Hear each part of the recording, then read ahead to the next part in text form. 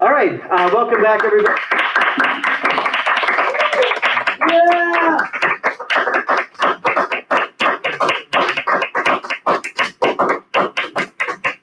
What happened there?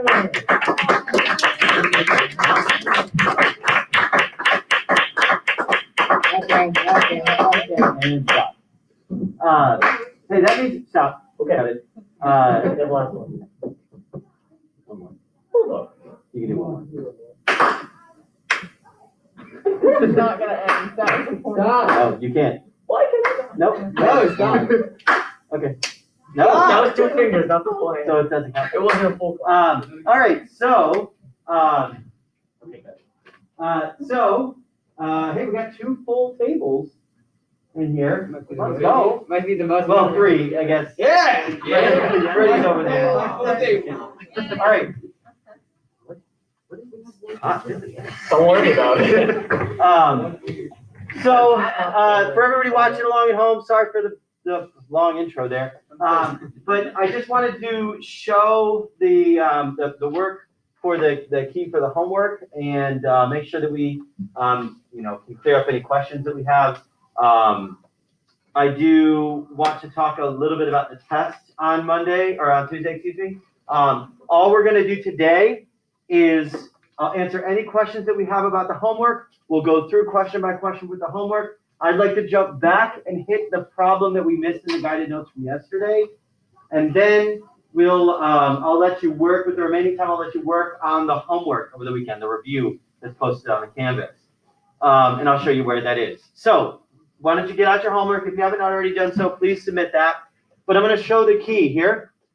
Now, just as a reminder, everything that we did yesterday, I assume that you can use your calculator. Okay, you can assume that you will be able to use your calculator on all of that stuff. Know that the test on Tuesday is 2 parts. There is I call it a no calculator part, but honestly, you can use the red calculators.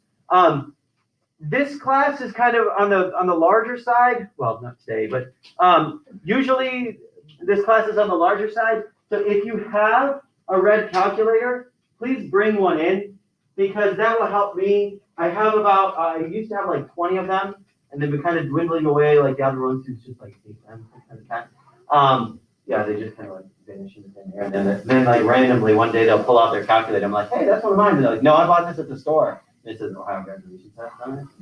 But you can't buy those at the store. Please, if you have one, bring one in for the test. Or if you're like, I don't want to use somebody else's calculator, that by all means, bring in your own little calculator. That's completely fine. The only thing that you would need on it is just to add, subtract, and multiply, and divide numbers. That's it. That's the only thing that you can really use on the no calculator portion. Now, I say no calculator. Obviously, you're allowed to use the 4 functions, add, subtract, multiply, divide, the rid calculators. And then there's a section with the graphing calculators are allowed. On that section, you'll find inverses. You'll find matrix equations. I'll give you questions like this where I give you 2 matrices and ask you if they are indeed inverses of one another. Basically, everything that we did yesterday. Okay, everything that we did yesterday. On Tuesday, you'll come in and you'll get the calculator portion first. So you'll have the calculator portion. You'll have your graphing calculator out. As soon as you feel like you're done with the graphing calculator portion, you can pick up the non-graphing calculator portion, and then you just put away your graphing calculator. You can hold on to both portions of the test. You just put away your graphing calculator and pick up one of the red calculators or use one of the smaller calculators if you picked up that second part. Then you'll staple them in and turn them both in together. Okay. But yeah, so 2 parts, calculator, no calculator. Yeah, and you'll see from the review tonight what I'm going to be asking in terms of the no calculator in terms of the calculator. Sound good? All right, sorry, let's get back to it. So here's number 14 and 16. Again, if I multiply these 2 matrices together and they are indeed inverses of one another, you should get back out the identity. Okay, if I give you the 2 matrices and I say here's matrix A and here's matrix B, and I say are these inverses of one another, you should be able to take A times B and get the identity, or you should be able to take B times A and get the identity, right? And you can't do that with number 14. You don't get the identity. Remember, the identity is that matrix that is square, the square matrix with, so here's like a, here's the 2 by 2. Oh, yeah, that's not even right. 1 with ones along the main diagonal and then zeros everywhere else, right? So a 3 by 3 would look like this. Right? 4 by 4. Right? 5 by 5. Right? And so on. I could continue that process, right? That's the identity matrix. The identity matrix. And look at number 16. If I multiply both of those in both left side and right side multiplication, I get the identity, no matter what. Okay? All right, here's 18 and 20. You did not need to show the work for the determinant or anything here. All I really needed you to do was just to show what the inverse was, but for 18 there was no inverse. What do you call it when it does not have an inverse? What do you call it when it does not have an inverse? What's the error that it gives you? Singular. Singular, right? Singular meaning it doesn't have a pair, right? It's not a double, it's only a single. Right? It doesn't have its pair. It doesn't have an inverse to pair with. Number 20 does, and the reason it does not have an inverse is because the determinant ends up being 0. And the formula, you have to take 1 over the determinant and scalar multiply in. Number 20, it does have an inverse, and you see it there. You don't need to show the work. Okay, again, I'm allowing you to just use your calculator for that. Okay, number 22, make special note that on your test, I will be asking you to solve in a variety of different methods. Like, can you just solve this one by substitution or elimination?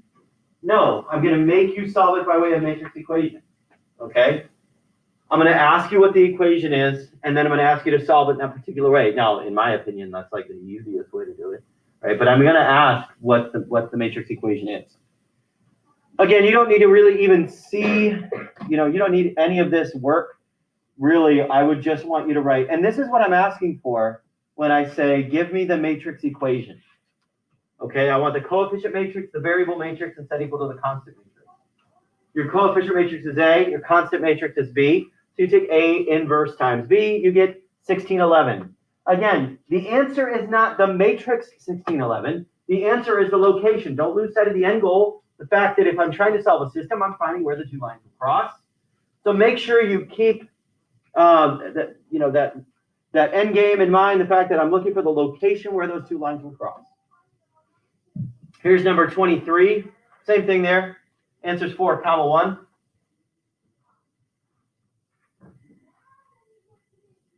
And then number 24. 13, -6.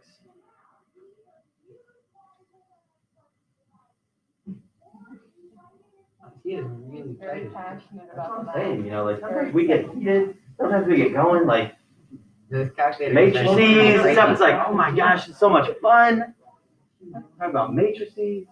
Let's go. Just The excitement of that. I know. Some days I miss teaching math on the weekends. I just start teaching my daughter about matrices. Please do not put that in the vlog. I do not want to. That'd be kind of funny. I'm just trying to imagine your daughter's like, what? Yeah. Okay. The other day she asked me something, and it was something that I was like, no, we're not going to do that. But I said like, oh, I'll think about it. And she looked at me. She goes, I don't want you to say those words. So she knows if I say I'll think about it, that means no. So she looked at me. She goes, I don't want you to say those words. And I was like, what do you mean? She goes, when you say I'm just going to think about it, that means no. It's like, whoa, a 4-year-old understands that. Okay. All right, number 26. Okay, so this is kind of a weird one. This is the one that dealt with the, isn't that like gift baskets or something? Right, gift baskets that you have pears, pecans, pecan,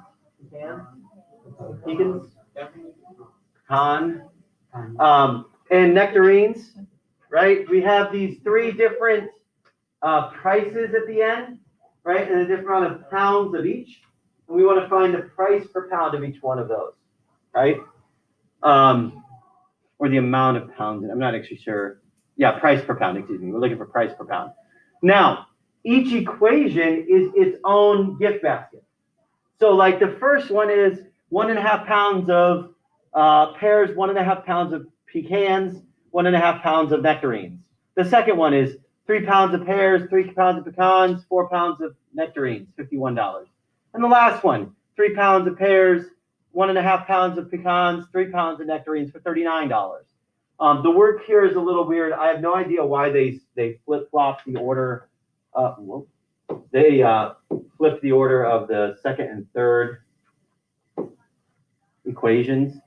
But they flip those when they put those into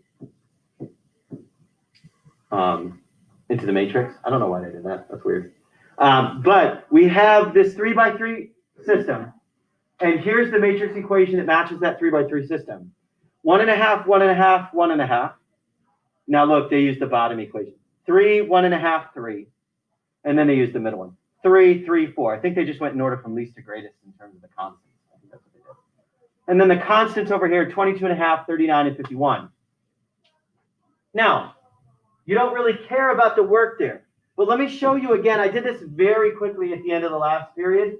But we don't really care about the work there because you're going to do it all on your calculator. Let me show you. Okay, get out of there. All right, so again, you go to Matrix to edit. And now I'm going to plug in this 3x3 coefficient matrix with 1.5, 3, 1.5, 3, 3, 3, 4. Okay, there's my coefficient matrix. Then I put in my constant matrix, go back into matrix and go to edit and hit B on edit. This is a 3x1 and it's 22.5, 39, and 51. Now, the nice thing here is you quit out to your home screen and all you need to do is matrix A inverse times matrix B. And this will solve you the 3x3, 5, 4, 6. That means X is 5, Y is 4, Z is 6. If it's truly a word problem, you should put it back into context. $5 per pound of pears. Pecans are $4 per pound. Nectarines are $6 per pound. Questions about that? Yes, sir. I knew you were going to ask that. Yes. Don't break the chair, Kobe. All right. Any questions on the homework that we'd like to talk through? Anything else? Okay, let's take back out our guided notes. I'm going to get the last problem out of the guided notes. Actually, why don't we do this? Just so we could do one more, just in case you messed up on these. Why don't you do the last one? I'll give you a minute to start in on it. Just go ahead and start working on the last one in the guided notes. For everybody watching along at home, live streaming on Twitch. Make sure to like and subscribe. I'm going to start my own Twitch account. Oh, you Live hit stream Twitch, my it's class. follow then. Oh, thank you for the 50 different subs. The start calculus. X plus Y is equal to 4, 2x plus 3y equals 9. That's the one we're going to do right now.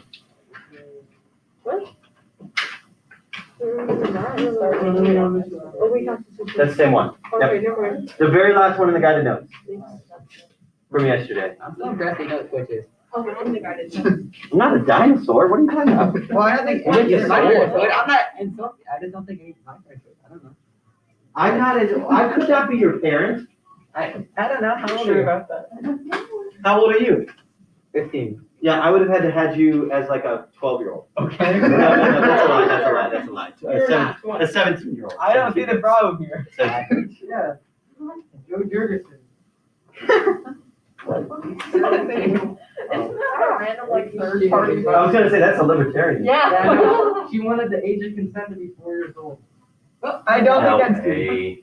I heard that. I could be. I heard that from a I heard that could be. You I'm are thinking you might be. Because my friend, and I heard it from my friend, so my friend is probably dumb. Why would you believe the French? I mean, Let's just get back to that. I don't feel like. there probably is a math involved in that. What? You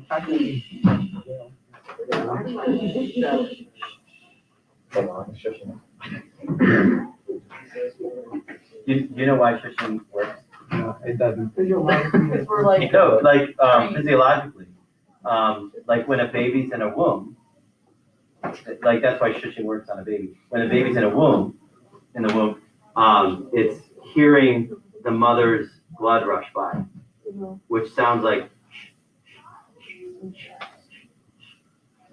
that's why shushing works. There's no place like home. Are you setting all this out? No, that's all in there. Oh. It's all good content.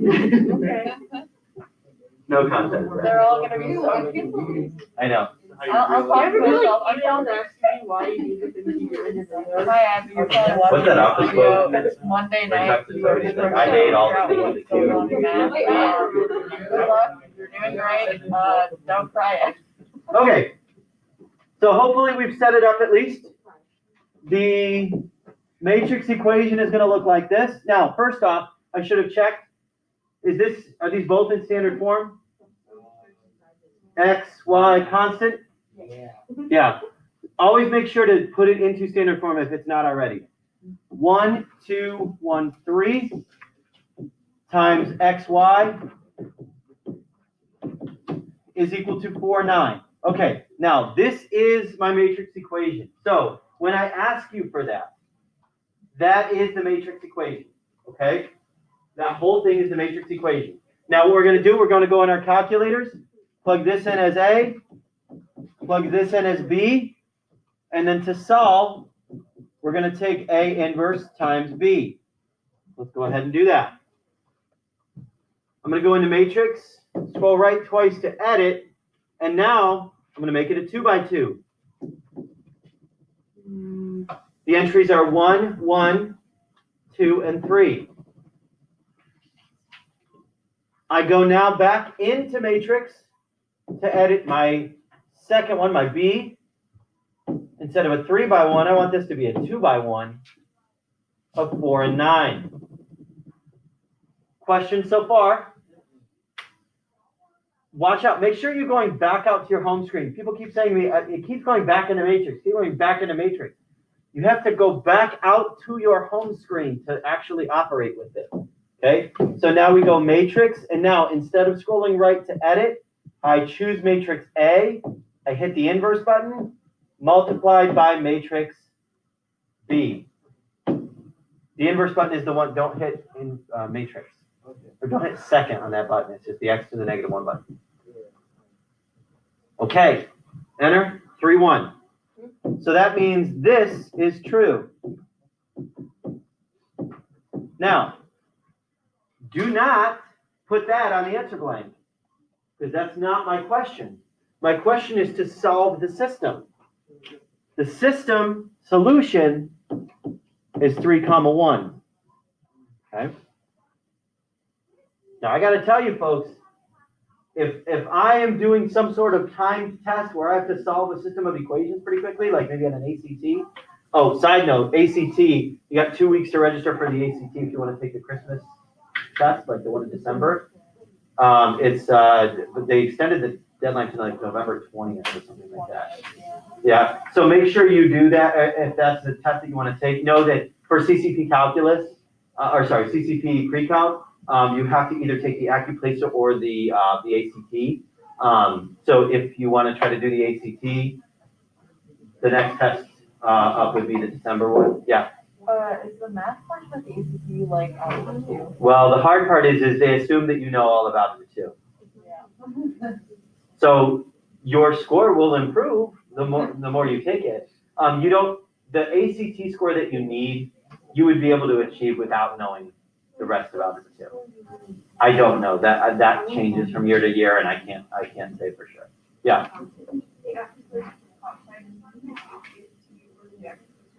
I don't know. My score expires It was 2 years ago, yeah, after every 2 years.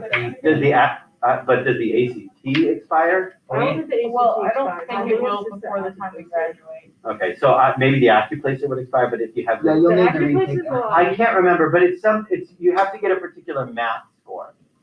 And once we get going, I'll run over math, Mr. D. He knows. Yeah. Next year, do you have to take CCP pre-calc or can you just take like pre-calc? No, you can just take regular pre-calc if you like. Is it the same course? Or is one? Okay, so next year's class, you either take regular pre-calc Pre-calc, pre-calc. or you take honors / CCP pre-calc. Yeah. That one's worth college credit. Right. Yeah. If you qualify for the college credit, you get it. There are people taking Mr. Delat's class that are taking honors and CCP in the same class at the same time. Yeah. It's just the honors kids aren't actually, They're not getting. never qualified to actually take the CCP portion of it. Okay. Right, they didn't get that active placement score, they didn't get that ACT score. Does that make sense? Don't you have to take pre-calc in college no matter what you're doing? No, not necessarily. Like if you test it. If you test out of it, you don't have to take that. You know, like, it all depends on what your major is. Like, a lot of the, if you're going into engineering, a lot of their schools will probably make you take their calculus classes.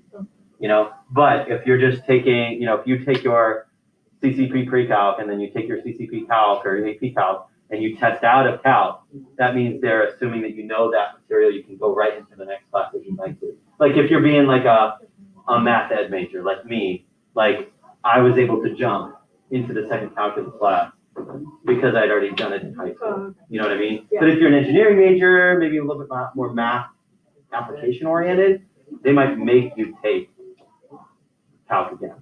That's all up to the program, whatever you go into. Yeah. What math did you take your senior year? Well, there's a couple different options. There's calculus. There's either CCP calculus or AP calculus, or there is statistics, but statistics is only a semester portion. Yeah, so do a couple different options. Yeah. Isn't there an option of like not taking the class your senior year? Right, so now, because you guys are ahead of schedule, you technically don't have to take a math your senior year. I would strongly advise against that. Don't do that. At least take statistics. Yeah, at least take statistics. Just because that's it's only a semester class, but at least you're doing something math related throughout your last year of high school. But I would strongly advise, especially you honor students, take either CCP calc or AP calc because you want to take a math class. I don't want to take them. The people at home watching are so confused. I know. Sorry, everybody at home. Oh yeah, I forgot I'm recording. All right. Any other questions on what we're doing today, or what we did here? Questions on what we're doing today? Well, I don't know what we're doing today. We're shy apparently. Okay, so again, the rest of the class today is here. I want you working on this chapter 4 review. It's on Canvas. I am not going to bring it up on the screen here, just because there's only one question per slide. So you should get out your computers and work on it. Just so you see what it looks like here. I used to have it as an old file, and there was a lot of I printed it like a PowerPoint, so there was like multiple slides, and it never looked good. So Mrs. Napoltz actually sent me hers. So it says Mrs. Napoltz on it, so it's mine. Yeah. I know. But the good thing I like, or the thing I like about hers is that it tells you exactly which questions to use your graphing calculator and which questions not to. So like it's gonna tell you exactly, like, okay, numbers 1 through 9 you can expect on the non-calculator portion. Numbers 10 through, I think it's 10, 11, and 12, you can use your graphing calculator on. So there you go. Go ahead and do that. Yeah. All right, so long, everybody at home. Sorry for the little... Okay, they got some good info. Yeah, you got some good info. Yeah, apparently. Okay, see you, everybody.